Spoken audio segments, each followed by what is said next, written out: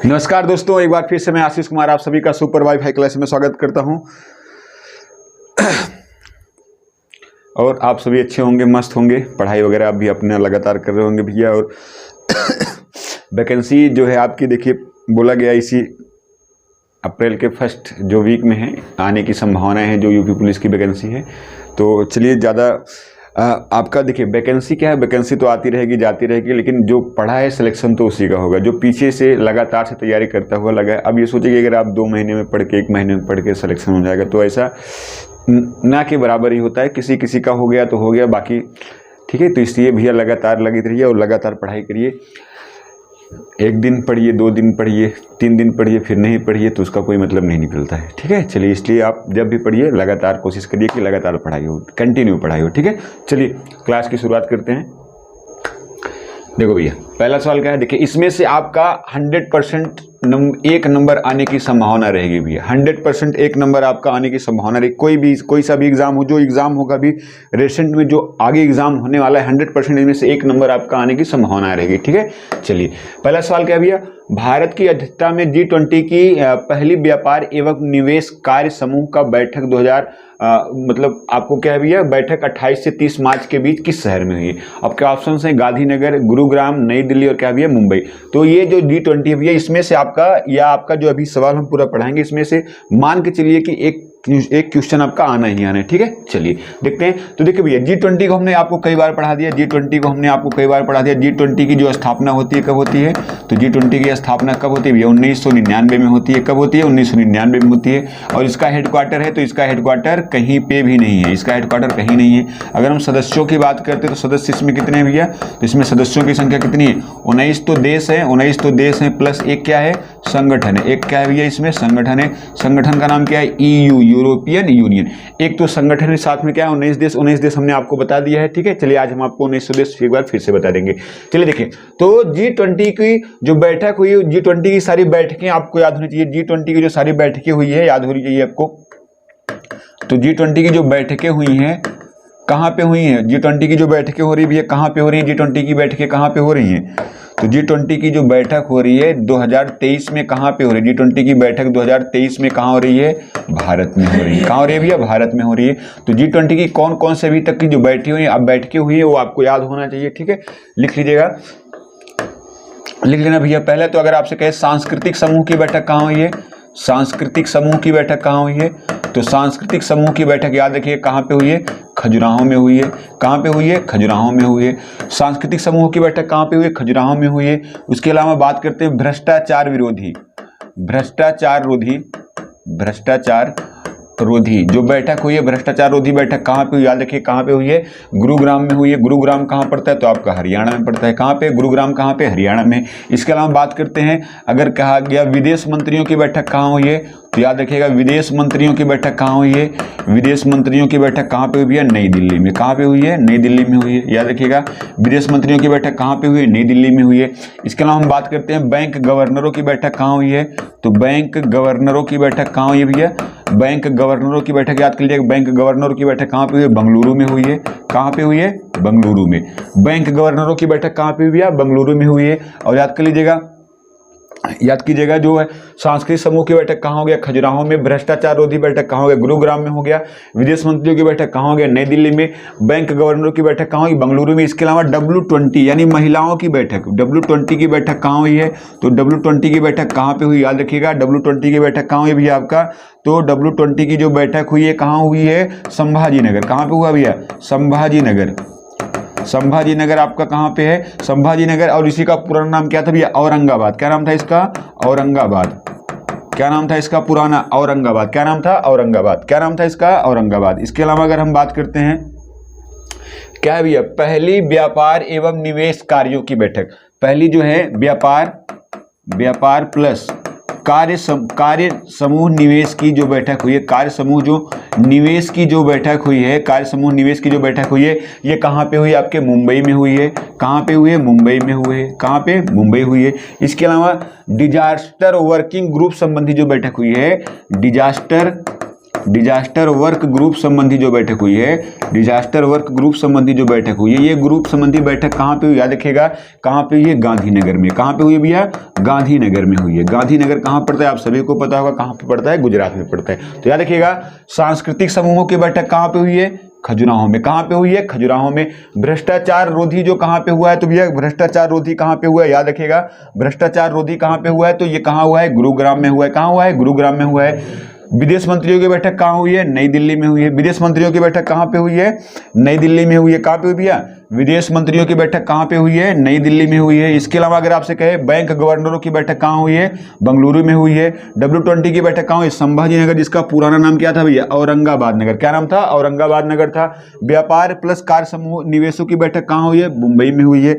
Disaster work group की बैठक कहाँ हुई है, गांधीनगर में हुई है। कहाँ पे हुई है, गांधीनगर में। याद करो भैया, गांधीनगर गुजरात से ही, याद रखिएगा सुजलाम सुफलाम, सुजलाम सुजलाम सुफलाम, सुजलाम सुफलाम जो योजना है, सुजलाम सुफलाम योजना है, जिसका 6वां संस्करण, कौन सा संस्करण, 6वां संस्करण कहां से लॉन्च किया गया है, तो याद रखना गांधीनगर से लॉन्च किया गया है। और ये मूल रूप से योजना कब की थी, 2018 की। ये मूल योजना कब की है भैया, 2018 की है। ठीक है, ये कब की बैठक है, 2018 की है। तो इसके अलावा देखिए भैया, मुंबई में याद रखिएगा, मुंबई में याद रखना भैया, मुंबई में क्या है, मुंबई में सबसे गहरा रेलवे स्टेशन, सबसे गहरा रेलवे स्टेशन, सबसे गहरा रेलवे स्टेशन, सबसे गहराई में स्थित रेलवे स्टेशन, सबसे गहरा रेलवे स्टेशन, रेलवे स्टेशन यानी सबसे गहराई में स्थित रेलवे स्टेशन कहाँ पे बनाया गया है, तो आपका कहाँ बनाया गया, मुंबई में। इसके अलावा याद रखिएगा जो है आपका नई दिल्ली में भी है, याद कर लीजिएगा मेट्रो ज्ञान केंद्र, मेट्रो नॉलेज सेंटर कहाँ खोला गया है, मेट्रो नॉलेज सेंटर कहाँ खोला गया है, याद रखिएगा मेट्रो नॉलेज सेंटर कहाँ खोला गया है भैया, तो आपका कहाँ खोला गया है, याद रखिएगा कहाँ पे खोला गया है, नई दिल्ली में खोला गया है। गुरुग्राम में याद रख लीजिएगा भैया, इंटरनेशनल सोलर अलायंस जो है इसका हेडक्वार्टर कहाँ पे है, तो गुरुग्राम हरियाणा में है। गांधीनगर में हमने आपको बता दिया क्या है भैया, सुजलाम सुफलाम योजना का कौन सा संस्करण है, 18, माफ कीजिएगा कौन सा संस्करण चालू किया गया, 6वां संस्करण। तो इसमें पूछा क्या गया है, पहली व्यापार एवं निवेश कार्य संबंधी जो समूह की बैठक हुई है कहाँ पे हुई है, तो आपका कहाँ पे हुआ है भैया, ये आपका ये ब्लैक कलर से कहते कहाँ पे हुआ, ये आपका मुंबई में। तो कौन सा ऑप्शन आपका सही हो जाएगा, ऑप्शन नंबर डी सही हो जाएगा। ठीक है कौन सा ऑप्शन हो जाएगा भैया, डी। तो G20 की बैठक G20 की स्थापना कब होती है, 1999 में। और G20 जो है इसमें कुल सदस्यों की संख्या कितनी है, देश कितने हैं, 19। संगठन कितने हैं भैया, एक संगठन का नाम क्या है, EU। और EU की स्थापना कब होती है, 1973 में। और इसका हेडक्वार्टर कहाँ है, तो इसका हेडक्वार्टर है ब्रुसेल्स। ब्रुसेल्स किसकी राजधानी है, बेल्जियम। किसकी राजधानी है, ये बेल्जियम की राजधानी है। किसकी राजधानी है भैया, बेल्जियम की राजधानी है। ठीक है, इसका हेडक्वार्टर कहाँ पे, ब्रुसेल्स बेल्जियम में। ठीक है, स्क्रीनशॉट कर लो भैया, इसमें से आपका 100% एक सवाल आने की संभावना रहेगी। ठीक है, नोट कर लीजिए। चलिए आगे चलते हैं। नेक्स्ट सवाल क्या है, इंसान में बर्ड फ्लू का पहला मामला किस देश में सामने आया। आपके ऑप्शंस हैं चिली, अर्जेंटीना, उरुग्वे और पराग्वे। देखिए कल हमने क्या किया था, आपको साउथ अमेरिका में जो आपके दक्षिण अमेरिका के जो देश थे उसमें हमने आपको देशों के नाम और उसकी राजधानियां और उसकी मुद्राएं हमने आपको बता दिया है। ठीक है, तो आज हम बात कर लेते हैं फिर यहाँ पे कौन कौन सी और प्रमुख जो सवाल आपसे पूछे जाते हैं। तो पहले इस सवाल को हम देख लेते हैं भैया, इंसान में बर्ड फ्लू का मामला क्या है भैया, बर्ड फ्लू क्या है, बर्ड फ्लू का मामला। इंसानों में बर्ड फ्लू का जो मामला है, तो बर्ड फ्लू पहली बात तो होता किससे है, तो ये वायरस से होता है। किससे होता है, वायरस से होता है। और इसके वायरस का नाम क्या है, वायरस का नाम क्या है भैया, कौन से वायरस से होता है, तो याद रखिएगा कौन से वायरस से होता है, H5N1। कौन सा है, H5N1 नामक वायरस है। कौन सा वायरस है, H5N1 नामक इसमें क्या होता है, वायरस होता है। कौन सा वायरस है इसमें, H5N1 वायरस। कौन सा है, H5N1 वायरस इसमें पाया जाता है। और याद रखना भैया, इसका जो पहला केस देखा गया था, इसका पहला मामला जो आया था, पहला जो मामला इसका आया था, ये किस देश में आया था, इसका पहला जो मामला देखा गया था, इसका पहला मामला कहां देखा गया था, तो याद रखिएगा कहां पे देखा गया था, हांगकांग में देखा गया था। कहां देखा गया था भैया, हांगकांग में देखा गया था। हांगकांग में देखा गया था। कब देखा गया था, 1997 में। इसका पहला मामला कब आया था, हांगकांग में 1997 में आया था। याद रखिएगा इसका पहला मामला कहां देखा गया है, हांगकांग में देखा गया है। कब, 1997 में देखा गया था। और बर्ड फ्लू का हाल ही में इंसानों में, हाल ही में देखिए इसमें क्या है, बर्ड फ्लू का पहला मामला किस देश में सामने आया, किसके अंदर, इंसानों के अंदर। तो इंसानों में इंसानों में पहला मामला किस देश में आया? पहला जो मामला है ये किस देश में आया? तो याद रखिए किस देश में आया है, तो ये चिली देश में आया है। किस देश में आया भैया? चिली देश में आया है। किस देश में आया है? चिली देश में आया है। इसका पहला मामला याद रख लीजिएगा, किस देश में आया है? चिली में आया है। ठीक है, तो अगर चिली की बात करते हैं तो राजधानी क्या है? आप सभी को याद होगा सेंट डियागो। क्या है? Saint Diego. याद रखिएगा क्या भैया? Saint Diego. चिली की राजधानी क्या है? Saint Diego. मुद्रा का नाम क्या था? पीसो। मुद्रा का नाम क्या था भैया? कल हमने आपको बताया था पीसो। अर्जेंटीना की राजधानी क्या है? Buenos Aires. क्या है? Buenos Aires. याद रखिएगा ब्यूनस आयर्स। और इसकी भी मुद्रा क्या थी? पीसो। इसकी भी मुद्रा क्या थी? पीसो। आगे उरुग्वे की राजधानी क्या थी? उरुग्वे की राजधानी भैया क्या है? उरुग्वे की राजधानी क्या है? मांटेवीडियो। क्या थी? मांटेवीडियो। उरुग्वे की राजधानी क्या थी? मांटेवीडियो। क्या थी? मांटेवीडियो। पराग्वे की राजधानी क्या थी? याद रखिएगा पराग्वे की क्या थी भैया? असुनसियन। इसकी राजधानी क्या थी? असुनसियन। माफ कीजिएगा ये उल्टा हो गया है, इसको सही कर दीजिएगा। ठीक है, जो आपका उरुग्वे है, जो उरुग्वे भैया, उरुग्वे की राजधानी क्या है? तो उरुग्वे की राजधानी लिख लीजिएगा। उरुग्वे की राजधानी क्या है आपकी? तो उरुग्वे की राजधानी आपकी क्या है भैया? उरुग्वे की राजधानी याद कर लीजिएगा उरुग्वे की राजधानी क्या है आपकी? सही कर लेते हैं। उरुग्वे की राजधानी क्या है भैया आपकी? ये थी आपकी मांटेवीडियो। क्या थी? मांटेवीडियो। और ये पराग्वे की क्या है भैया? असुनसियन। क्या है? असुनसियन।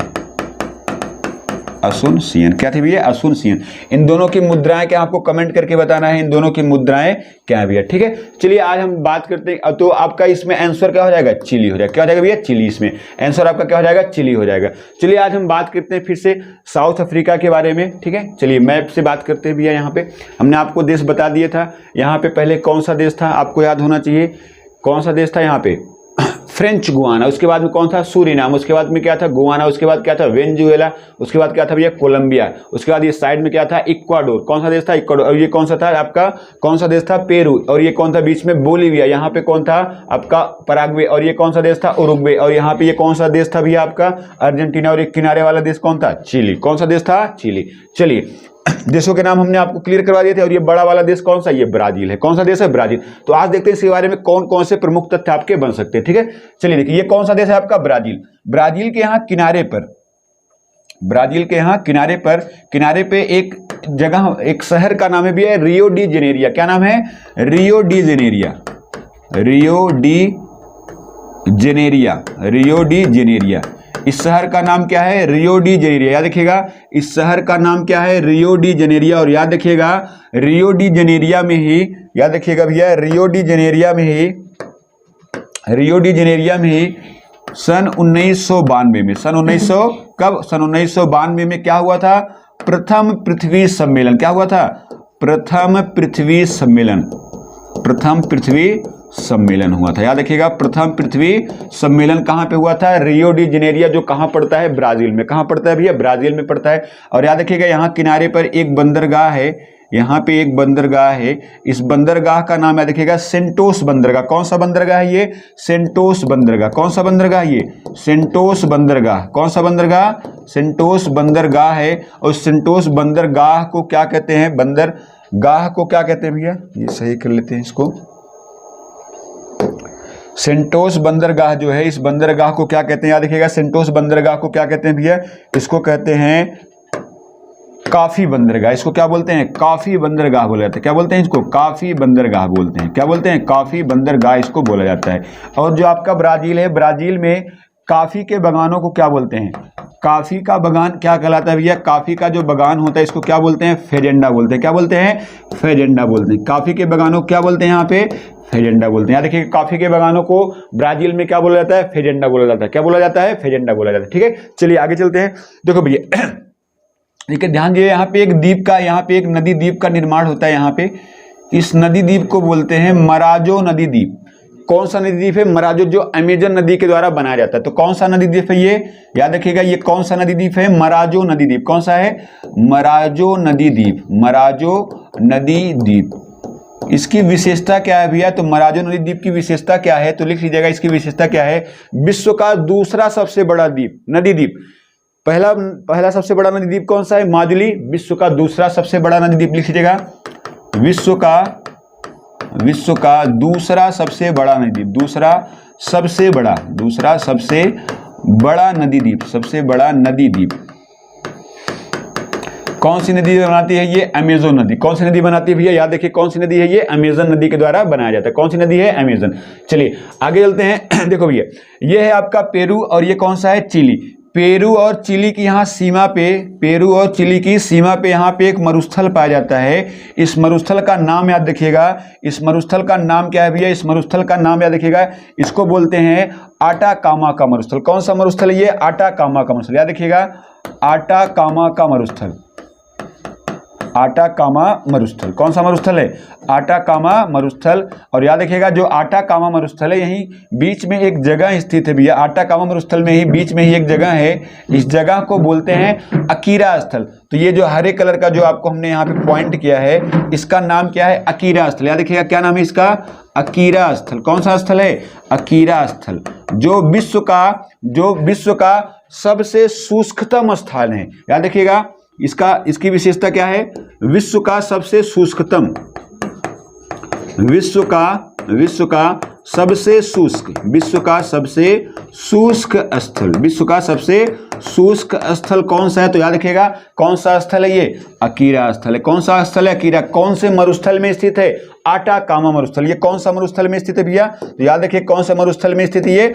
आटाकामा मरुस्थल में स्थित है। और किसकी सीमा पे है? पेरू और बोलीविया, पेरू और चिली की सीमा पे है। और याद रखिएगा जो आटाकामा मरुस्थल इसकी विशेषता क्या है भैया? विश्व का सबसे शुष्क मरुस्थल, विश्व का सबसे शुष्क मरुस्थल, सबसे शुष्क मरुस्थल, विश्व का सबसे शुष्क मरुस्थल कौन सा है? तो याद रखिए कौन सा मरुस्थल है?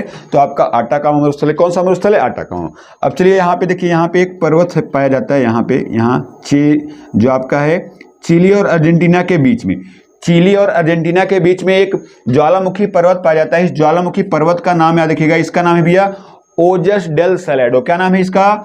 ओजस डेल सैलाडो, ओजस डेल सैलाडो, ओजस डेल सैलाडो इसका नाम है। और विश्व का सबसे ऊंचा पर्वत कौन सा पर्वत? ज्वालामुखी। विश्व का सबसे ऊंचा ज्वालामुखी पर्वत लिख लीजिएगा। विश्व का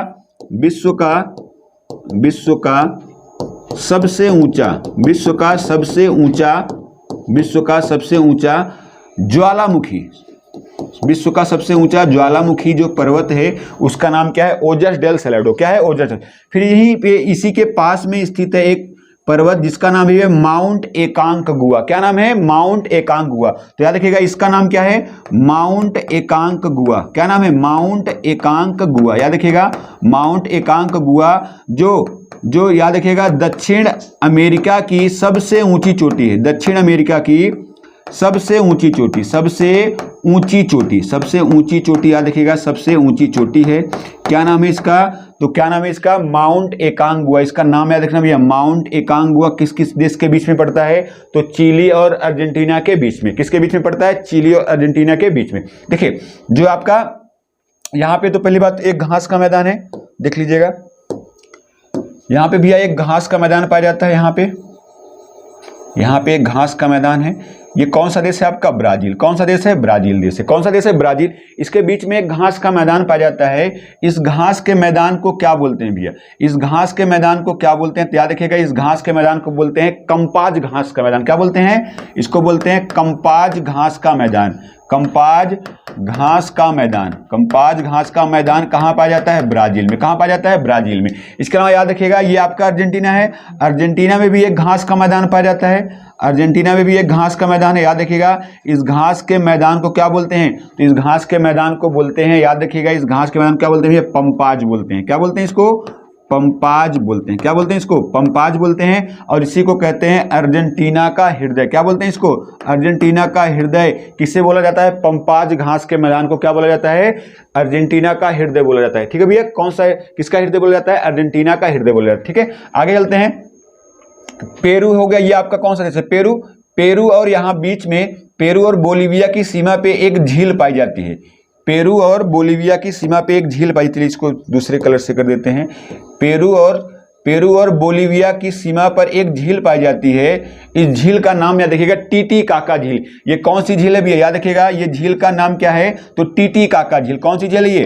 टीटीकाका झील। टीटीकाका झील कौन सी झील है ये?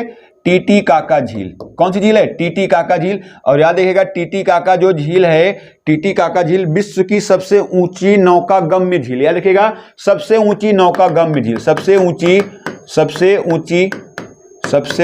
नौकागम्य झील, सबसे ऊंची नौकागम्य झील कौन सी? याद रखिएगा कौन सी झील का नाम है भैया? टीटीकाका झील। कौन सी झील है ये?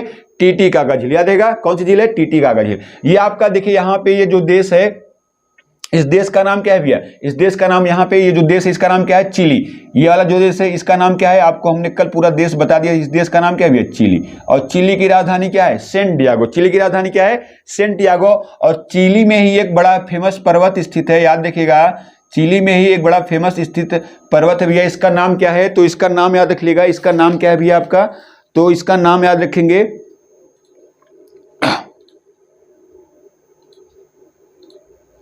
इसका नाम याद रखना भैया। इसका नाम है, याद रखिएगा, इसका नाम है भैया माउंट कोटोपैक्सी। कौन सा है ये? Mount Cotopaxi. इसका नाम क्या है? Mount Cotopaxi. याद रखिएगा माउंट कोटोपैक्सी।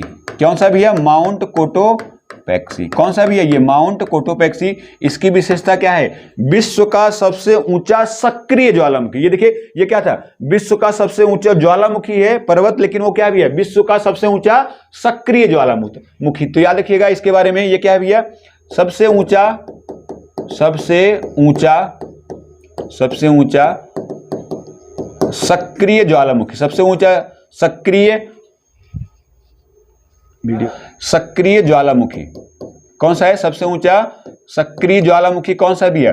तो सबसे ऊंचा सक्रिय ज्वालामुखी क्या नाम है? Mount Cotopaxi. क्या नाम है इसका? Mount Cotopaxi. याद रखिएगा क्या नाम है इसका? Mount Cotopaxi. याद रहेगा। फिर से एक बार देखते हैं, ये कौन सा द्वीप है? मराजो नदी द्वीप। कौन सी नदी बनाती है? याद रखिए इसको कौन सी नदी बनाती है? तो अमेजन नदी। कौन सी नदी बनाती है इसको? अमेजन नदी के द्वारा यह बनाया जाता है। कौन सी नदी है ये? आपकी अमेजन नदी है भैया। याद रखिए कौन सी नदी है आपकी? ये अमेजन नदी है। ठीक है, याद रहेगा कौन सी नदी है? अमेजन नदी है। ठीक है, चलिए आगे चलते हैं, थोड़ा सा आगे चलते हैं भैया।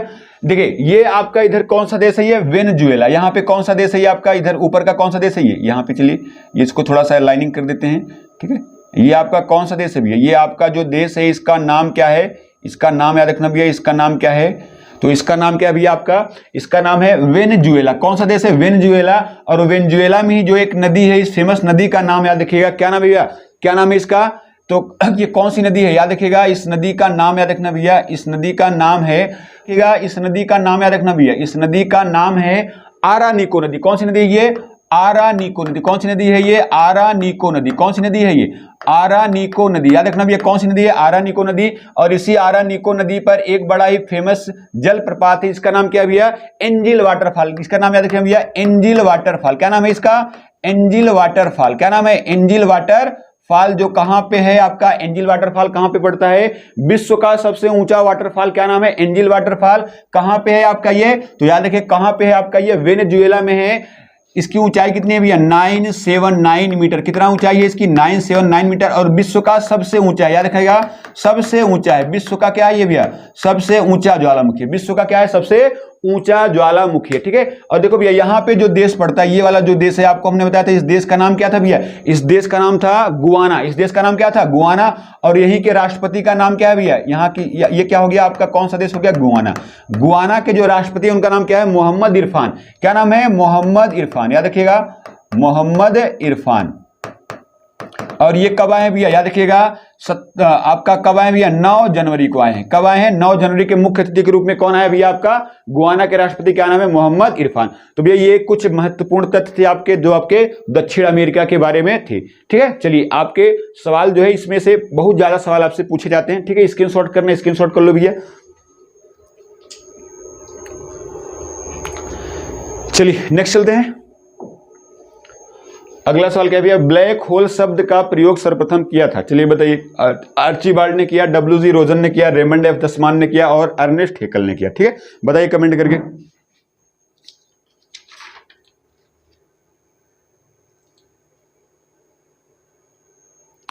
देखो भैया पहली बात तो ब्लैक होल होता क्या है भैया? ब्लैक होल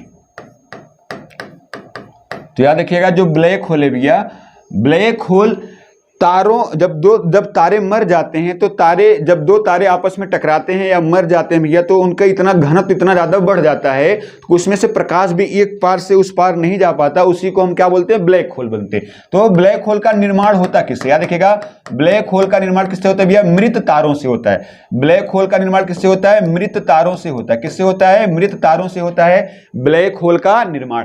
ब्लैक होल की बात करते हैं भैया, अभी हाल ही में क्या किया गया है, हाल ही में सूर्य से लगभग 33 बिलियन गुना जो बड़ा है ब्लैक होल खोजा गया है। कितना गुना, सूर्य से 33 बिलियन गुना जो है क्या खोजा गया है, ब्लैक होल खोजा गया है। क्या खोजा गया भैया, ब्लैक होल खोजा गया है। और ये ब्लैक होल जो खोजा गया है ये कौन सी आकाश गंगा में खोजा गया है, इस आकाश गंगा का नाम याद रखना भैया, पूछे जाने की संभावना रहेगी। कौन से आकाश गंगा में खोजा गया, याद रखिएगा, आकाश गंगा का नाम याद रखना भैया, कौन से आकाश गंगा में खोजा गया है, आकाश गंगा नंबर 1201। कौन सी आकाश गंगा में खोजा गया है, आकाश गंगा नंबर 1201 में खोजा गया है। सूर्य से 33 गुना बड़ा जो है आपका क्या खोजा गया है, ब्लैक होल खोजा गया है। ठीक है, तो अगर आपसे कहा जाए ब्लैक होल शब्द किसने दिया है, तो ब्लैक होल शब्द किसने दिया, तो याद रखिएगा ब्लैक होल शब्द किसने दिया है, उनका नाम क्या है भैया, आर्चीबाल्ड। क्या नाम है, आर्चीबाल्ड। किसने दिया है, आर्चीबाल्ड के द्वारा। किसके द्वारा दिया गया है, आर्चीबाल्ड के द्वारा दिया गया है। याद रखिएगा किसके द्वारा दिया गया है, आर्चीबाल्ड के द्वारा दिया गया है। तो ब्लैक होल किसके द्वारा दिया गया, आर्चीबाल्ड। देखिए, और डब्ल्यू.जी. रोजन के द्वारा अगर हम बात करें, इनके द्वारा सन 1985 में, कब, 1985 में जैव विविधता शब्द, कौन सा शब्द दिया गया, जैव विविधता शब्द दिया गया, जैव विविधता शब्द दिया गया। कौन सा शब्द दिया गया, जैव विविधता शब्द दिया गया, किसके द्वारा, डब्ल्यू.जी. रोजन के द्वारा। इसके अलावा अगर आपसे कहे रेमंड एफ दसमान के द्वारा, तो याद रखिएगा 1968 में इनके द्वारा, देखिए इन्होंने दिया है जैव विविधता, इन्होंने क्या दिया है, जैव विविधता शब्द दिया है। लेकिन अगर आपसे कहे जैविक विविधता शब्द किसने दिया है, तो रेमंड एफ दसमान ने कब दिया, 1968 में। ये क्या है, इन्होंने कौन सा दिया है, जैविक विविधता। कौन सा दिया, जैविक विविधता शब्द दिया है। कौन सा शब्द दिया है, जैविक विविधता। अगर पूछेगा तो रेमंड एफ दसमान ने दिया है, जैव विविधता पूछेगा तो डब्ल्यू.जी. रोजन ने दिया है। इसके अलावा अगर बात करें अर्नेस्ट हेकल की, तो इन्होंने याद रखिएगा सन 1800, कब यह, सन 1866 में, याद रखिएगा अर्नेस्ट हेकल के द्वारा सन 1866 में कौन सा शब्द दिया गया, पारिस्थितिकी शब्द। कौन सा शब्द दिया गया, पारिस्थितिकी शब्द। पारिस्थितिकी जो शब्द दिया गया है, पारिस्थितिकी शब्द किसके द्वारा दिया गया, याद रखिए कई बार एग्जाम में पूछा गया है। अर्नेस्ट हेकल कब दिया गया, सन 1866 में दिया गया। पारिस्थितिकी होता क्या है भैया, तो वातावरण और उसमें रहने वाले जीव जंतुओं का अध्ययन क्या कहलाता है, पारिस्थितिकी कहलाता है। ठीक है, तो लिख लीजिएगा वातावरण प्लस उसमें रहने वाले जीव जंतु का अध्ययन, वातावरण के साथ में उसमें रहने वाले जीव जंतु का अध्ययन क्या कहलाता है, पारिस्थितिकी कहलाता है। क्या कहलाता है, पारिस्थितिकी कहलाता है। क्योंकि इन्होंने यह शब्द दिया है, इसलिए पारिस्थितिकी का जनक किसे कहते हैं, तो पारिस्थितिकी का जनक भी किसे कहते हैं, अर्नेस्ट हेकल को कहा जाता है। किसे कहा जाता है, अर्नेस्ट हेकल को कहा जाता है। किसे कहा जाता है भैया, अर्नेस्ट हेकल को कहा जाता है। याद रखिएगा अर्नेस्ट हेकल को क्या कहा जाता है, पारिस्थितिकी का जनक किसे कहते हैं, अर्नेस्ट हेकल। तो ब्लैक होल शब्द किसने दिया भैया, आर्चीबाल्ड ने दिया। किसने दिया है, आर्चीबाल्ड ने दिया। स्क्रीनशॉट करना है, स्क्रीनशॉट कर लो भैया। चलिए आगे चलते हैं। कांगड़ा घाटी स्थित है, कहां पे है, हिमाचल प्रदेश, उत्तराखंड, जम्मू कश्मीर, पश्चिम बंगाल। तो देखिए भैया, हिमाचल प्रदेश में जो प्रमुख घाटियां हैं, याद कर लीजिएगा, प्रमुख घाटियों के नाम कई बार पूछे गए, इसमें लिख लिया भैया, कुल्लू, मनाली, कुल्लू हो गया, मनाली हो गया, आपका कांगड़ा हो गया, कुल्लू हो गया, मनाली हो गया, कांगड़ा हो गया, डलहौजी नगर हो गया, शिमला हो गया। ये सभी पर्यटक स्थल कहां पड़ते हैं, आपके हिमाचल प्रदेश में। कहां पे पड़ते हैं, हिमाचल प्रदेश में पड़ते हैं। कौन कौन सा, कुल्लू हो गया, मनाली हो गया, कांगड़ा हो गया, डलहौजी और शिमला। इसी में से कुल्लू को क्या बोलते हैं, सेबों की घाटी किसे कहते हैं, सेबों की घाटी किसे कहा जाता है, तो सेबों की घाटी किसे कहते हैं, याद रखिए सेबों की घाटी किसे कहते हैं, कुल्लू को कहते हैं। हिमाचल प्रदेश की बात करें भैया, दलाई लामा का निवास स्थान कहाँ है, दलाई लामा का निवास स्थान कहाँ है, दलाई लामा का निवास कहाँ पे है, तो 1959 से कहां पे है, तो धर्मशाला में है। कहां पे है, धर्मशाला में है। कहां पे भैया, धर्मशाला। और याद रखिएगा हिमाचल प्रदेश में सर्वाधिक वर्षा कहां पे होती है, धर्मशाला में होती है। हिमाचल प्रदेश में सर्वाधिक वर्षा हिमाचल प्रदेश में सर्वाधिक वर्षा कहाँ पे होती है भैया, याद रखिएगा, कहाँ पे होती है, आपके धर्मशाला में होती है। कहाँ पे होती है, धर्मशाला। और दलाई लामा यहाँ पे कब से निवास कर रहे हैं, तो 1959 से निवास कर रहे हैं। जो क्या है, दलाई लामा क्या है भैया, तिब्बती गुरु। ये क्या है, तिब्बती गुरु। तिब्बती धर्म गुरु जो हैं उन्हें क्या कहा जाता है, तिब्बती धर्म गुरु को क्या बोलते हैं, तो क्या बोलते हैं, दलाई लामा बोलते हैं। क्या बोलते हैं, दलाई लामा बोलते हैं। ठीक है, आगे चलते हैं। उत्तराखंड की अगर हम बात करते हैं भैया, तो यहाँ पे प्रमुख कौन कौन सी पर्यटक स्थल याद रखिएगा। नैनीताल कहाँ पड़ता है, तो नैनीताल कहाँ पड़ता है, आपका उत्तराखंड में पड़ता है। माफ कीजिएगा, हाँ माफ कीजिएगा, जो आपका उत्तराखंड है, हाँ भैया सही तो है ना, उत्तराखंड में क्या है आपका, नैनीताल पड़ता है। इसके अलावा याद रखिएगा, उत्तराखंड में नैनीताल है, उसके अलावा क्या है भैया, रानीखेत। नैनीताल एवं रानीखेत आपका कहां पड़ता है, उत्तराखंड में। इसके अलावा याद रखिएगा देहरादून, देहरादून, देहरादून। इसके अलावा याद रखिए भैया, देहरादून हो गया। उसके अलावा आप याद रखिएगा हरिद्वार, हरिद्वार। ये सभी पर्यटन स्थल कहां पड़ते हैं, तो कहां पड़ते हैं, उत्तराखंड। लेकिन याद रखिएगा, जो आपका नैनीताल और रानीखेत पड़ता है, ये कौन से हिमालय में है, ये मध्य हिमालय में है। कौन से हिमालय में, ये मध्य हिमालय में पड़ते हैं। कौन से हिमालय में पड़ते हैं, मध्य हिमालय में। लेकिन आपका जो देहरादून जो और हरिद्वार है, ये कौन से हिमालय में पड़ते हैं, तो ये आपके कौन से हिमालय में है, शिवालिक हिमालय। कौन से हिमालय में है, शिवालिक हिमालय में पड़ते हैं। कौन से हिमालय में पड़ते हैं, शिवालिक हिमालय में। बाकी आपका जो ये आपका कुल्लू हो गया, ये आपका मनाली, देख लीजिए, कुल्लू हो गया, मनाली हो गया, कांगड़ा हो गया, आपका डलहौजी हो गया, शिमला हो गया, ये सब कौन से हिमालय में पड़ते हैं, तो याद रखिएगा, ये सब कौन से हिमालय में पड़ते हैं भैया, तो ये सभी पड़ते हैं आपके कौन से हिमालय में पड़ते हैं, ये आपका मध्य हिमालय में। कौन से हिमालय में पड़ते हैं, मध्य हिमालय में पड़ते हैं। कौन से हिमालय में, ये मध्य हिमालय में।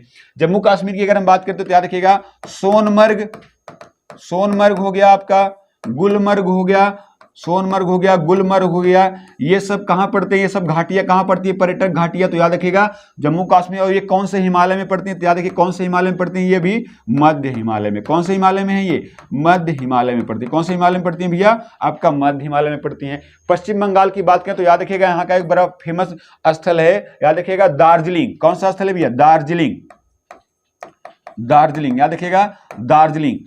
कौन सा स्थल है, दार्जिलिंग स्थल है, जहां पहली बार यहाँ दार्जिलिंग की चाय को क्या दिया गया था, फर्स्ट जीआई टैग। याद रखिएगा, फर्स्ट जीआई टैग किसे दिया गया था, फर्स्ट जीआई जो टैग है किसे दिया गया था, फर्स्ट जीआई टैग, जिसको बोलते हैं जियोग्राफिकल इंडिकेशन, किसे दिया जाता है, तो एक विशेष भौगोलिक क्षेत्र पे उत्पादित होने वाली जो फसल होती है विशेष प्रकार की, उन्हें क्या दिया जाता है, जीआई टैग दिया। तो पहली बार किसे दिया गया था, दार्जिलिंग की चाय को दिया गया था। और हाल ही में अभी जो कांगड़ा है, जो कांगड़ा स्थान है आपका, जो कांगड़ा घाटी है, कांगड़ा जो घाटी है, कांगड़ा की घाटी, कांगड़ा जो घाटी है, कांगड़ा घाटी के जो चाय है, कांगड़ा घाटी की जो चाय है, इसको क्या दिया गया है, यूरोपियन यूनियन के द्वारा क्या दिया गया भैया, जीआई टैग दिया। क्या दिया गया है, जीआई संकेतक यानी जीआई टैग दिया गया है। कहाँ की चाय को दिया गया है, तो कांगड़ा की चाय को। कांगड़ा घाटी आपको पता ही है कहाँ पड़ता है भैया, आपका हिमाचल प्रदेश में। कहाँ पे, हिमाचल प्रदेश।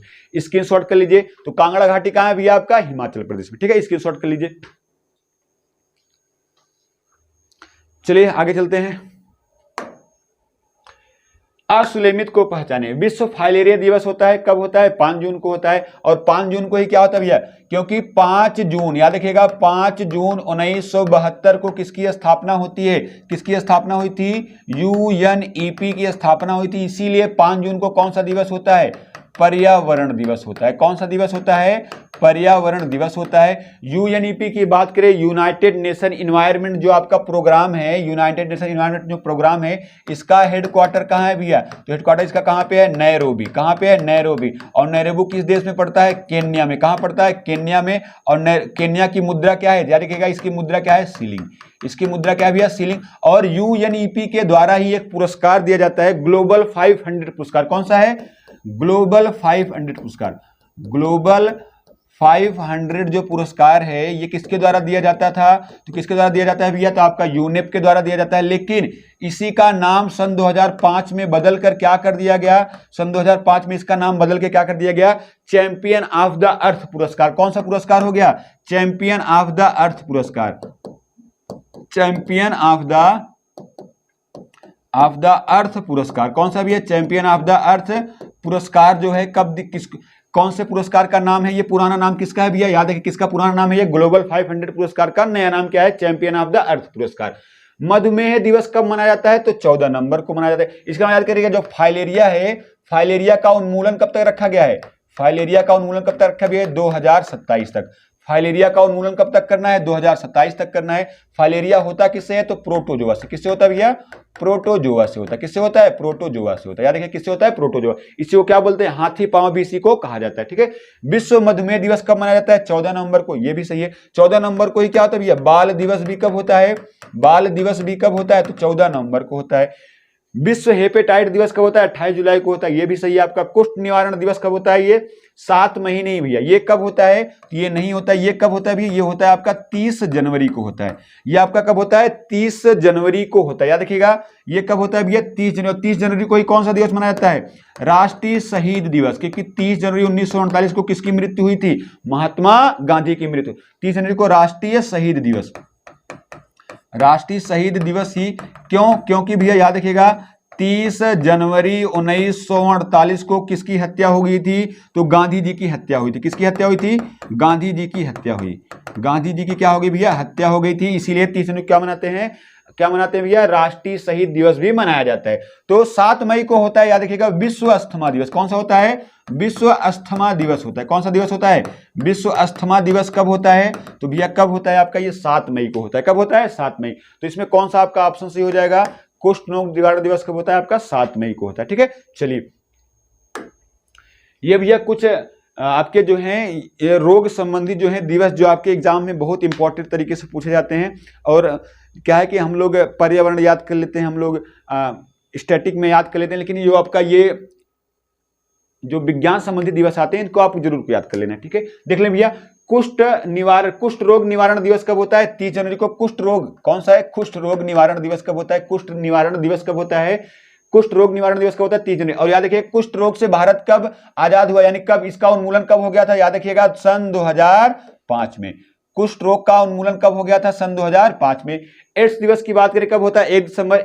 एड्स के लिए कौन सा टेस्ट कराया जाता है? याद रखिए कौन सा टेस्ट कराया जाता है भैया? ELISA test. कौन सा कराया जाता है? Elisa test. एड्स के लिए कौन सा टेस्ट कराया जाता है? एलिसा टेस्ट कराया जाता है। विश्व कैंसर दिवस कब होता है? 4 फरवरी को होता है। विश्व कैंसर दिवस कब होता है? 4 फरवरी को होता है। टीबी दिवस कब होता है? 24 मार्च को, क्योंकि 24 मार्च 1882 में रॉबर्ट कोच ने किसकी खोज की थी? रॉबर्ट कोच ने किसकी खोज की थी भैया? तो रॉबर्ट कोच ने किसकी खोज की थी? टीबी के वायरस की खोज किसने की थी? रॉबर्ट कोच ने। इसी ने टीबी दिवस कब मनाया जाता है? 24 मार्च को मनाया जाता है। विश्व स्वास्थ्य दिवस कब होता है? 7 अप्रैल। क्यों? क्योंकि 7 अप्रैल 1948 को किसकी स्थापना हुई थी? WHO। किसकी स्थापना हुई थी? WHO। World health organisation. इसका हेडक्वार्टर कहां पे है भैया? जिनेवा में। हेडक्वार्टर इसका कहां पे है? जिनेवा में है। अस्थमा दिवस कब होता है आपका? 7 मई को होता है। रेड क्रॉस दिवस कब होता है? 8 मई। रेड क्रॉस के संस्थापक कौन थे? रेड क्रॉस के संस्थापक याद रखिएगा क्या नाम है भैया? Henry Dunant. क्या नाम है?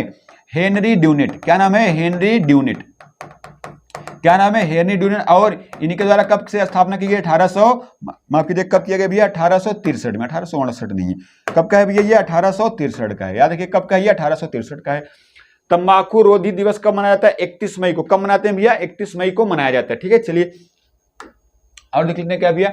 फाइलेरिया दिवस कब होता है? 5 जून। अगर हम बात करें फाइलेरिया उन्मूलन का लक्ष्य कब तक रखा गया है? फाइलेरिया उन्मूलन का लक्ष्य कब तक रखा है भैया? फाइलेरिया उन्मूलन का कब तक रखा है? 2027 तक। कब तक रखा गया? 2027 तक। दृष्टि दिवस कब होता है? 11 अक्टूबर को होता है। विश्व आयोडीन डिफिशियंसी डिसऑर्डर दिवस कब होता है? 21 अक्टूबर को होता है। तो आयोडीन की अगर हम बात करें इसकी कमी से क्या होता है भैया? घेघा रोग। कौन सा रोग होता है? घेघा रोग। कौन सा रोग होता है?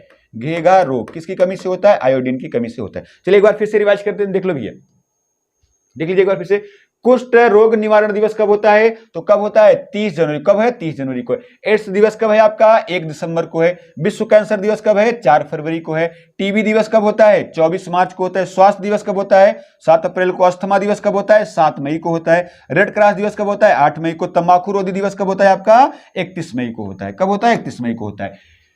फाइलेरिया दिवस कब होता है? ये आपका 5 जून को होता है। दृष्टि दिवस कब होता है? 11 अक्टूबर को। विश्व आयोडीन दिवस कब होता है आपका? आयोडीन डिफिशियंसी डिसऑर्डर दिवस कब होता है आपका? 11 अक्टूबर को होता है। स्क्रीनशॉट कर लो भैया इसको भी। चलिए ये भी आपने नहीं किया होगा, इसको भी स्क्रीनशॉट कर लीजिए। ये भी आप स्क्रीनशॉट कर सकते हैं। चलिए तो ये आपकी आखिरी स्लाइड थी। कमेंट में कमेंट बॉक्स में कमेंट करके जरूर बताइए क्लास आपको कैसी लगी। ठीक है भैया, चलिए आज की क्लास यहीं पे समाप्त करते हैं और चैनल को लाइक एवं सब्सक्राइब जरूर करिएगा और कमेंट बॉक्स में बताइएगा कमेंट आपको क्लास कैसी लगी भैया। ठीक है, धन्यवाद।